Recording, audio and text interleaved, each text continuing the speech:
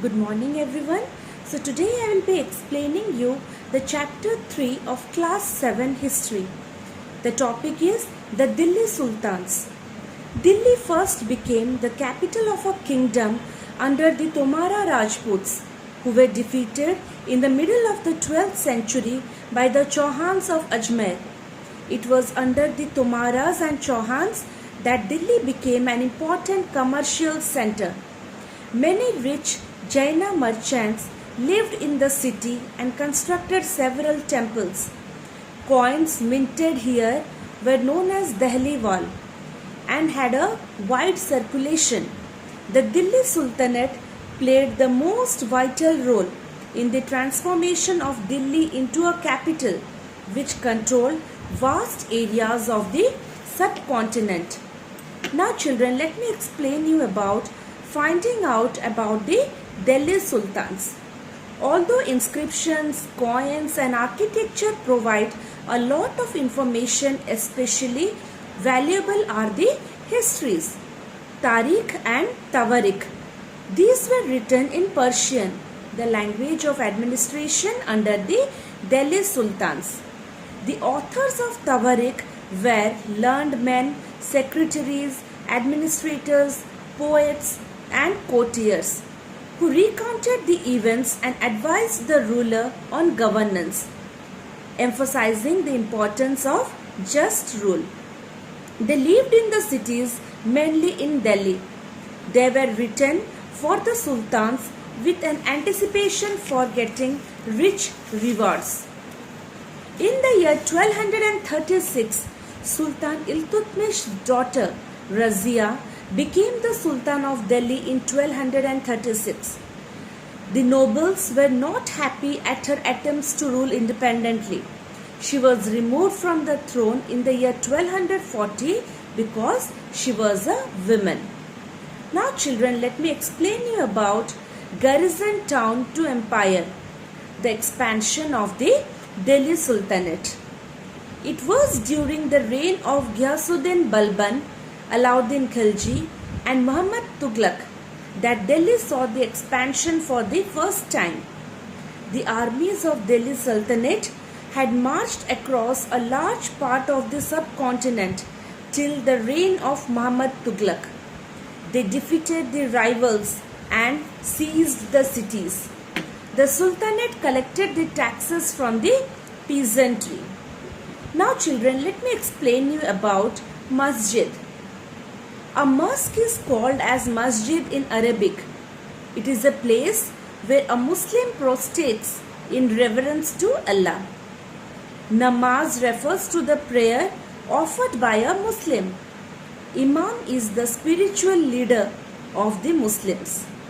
During prayer, the Muslims stand facing Mecca. In India, this is to the west and it is called as Qibla.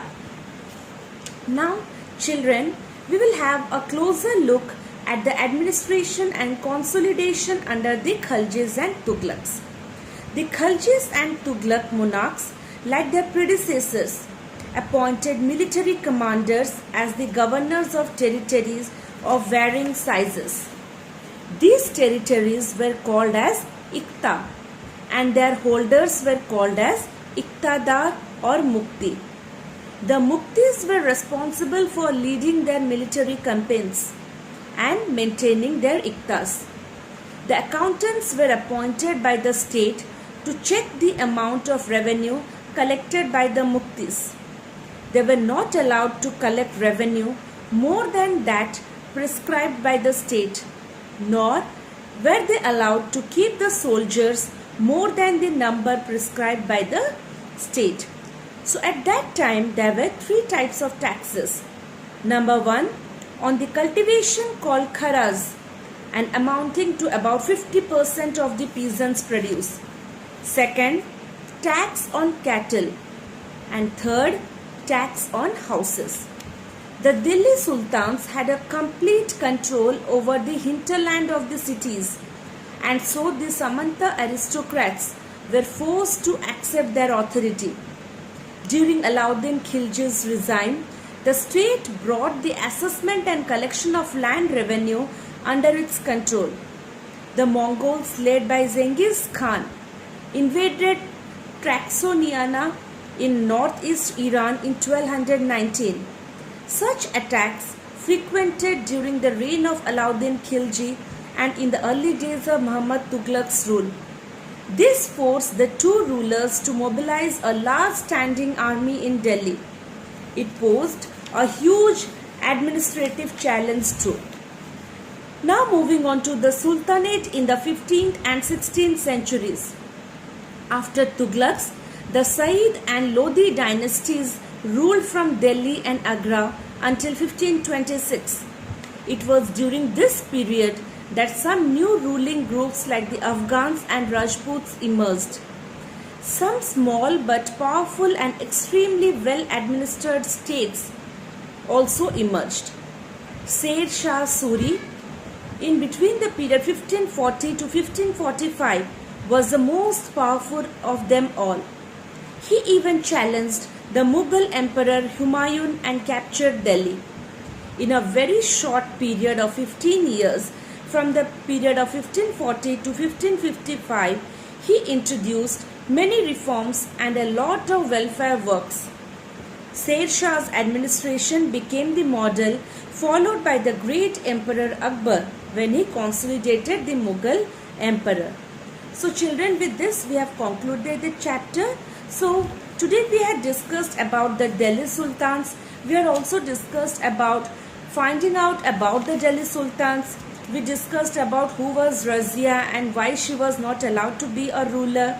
We also discussed about the garrison town to empire and what is masjid. Then we discussed about the administration and consolidation under the Khaljis and Tughlaqs.